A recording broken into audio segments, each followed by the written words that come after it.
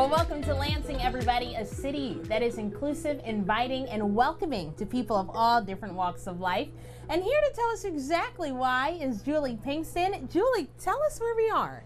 Yes, so we are in the sensory room at Impression 5 Science Center, which is a room, a venue that's really noisy, hectic, hot in the summer, all the different things. But this room gives people who need that break when they visit here and they just need to step away with their family or themselves and have a moment to just regroup and then be able to experience everything else again. That's right. And that's what Impression 5 has been doing with our whole community, coming together for about the last 8 years to really pay great attention to the experience of all guests. Yeah, that's right. Can I tell you, Impression 5 is one of my favorite places in Lansing, because every time you come here, it's not the same Impression 5. You start looking around and you're like, this is the same museum that I was here at like 2 months ago. Right. But something that they do here is that they make sure it's not just in the way that they speak to people and the way that they communicate, but it's also the way that they provide spaces that work for everyone, no matter what your ability levels are.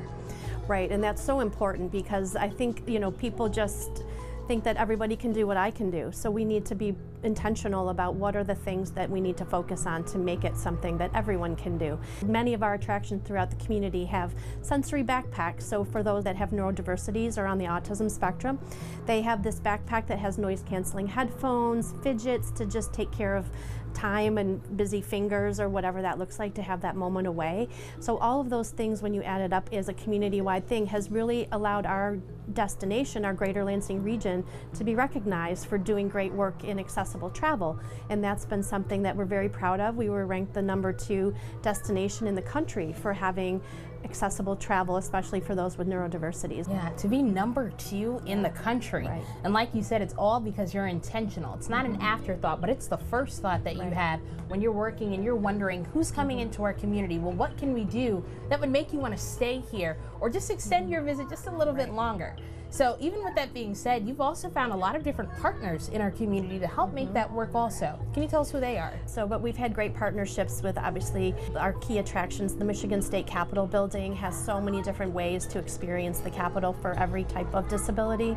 We also have Jackson Field. They have sensory afternoons so that people could bring their whole family. The Wharton Center for Performing Arts has been a strong leader since the very beginning on all of this. And a new partner for us is a national company called Wheel the World. And what they're doing is allowing us to take all these venues, including our hotels and some of our restaurants, and have them mapped and assessed and say, here's where they're doing great things. Here's how you can enter this building. Here's how you can be seated at a restaurant. And pictures of what they look like. Here's the restroom facilities, so that you know, as a person that might have any type of disability or just need that extra assistance, that information is there, that know before you go. And there's videos. Also partnered a long time with Able View for the very similar information and Able Eyes. You know, Julie, you mentioned something that is so important because this all stems from the top.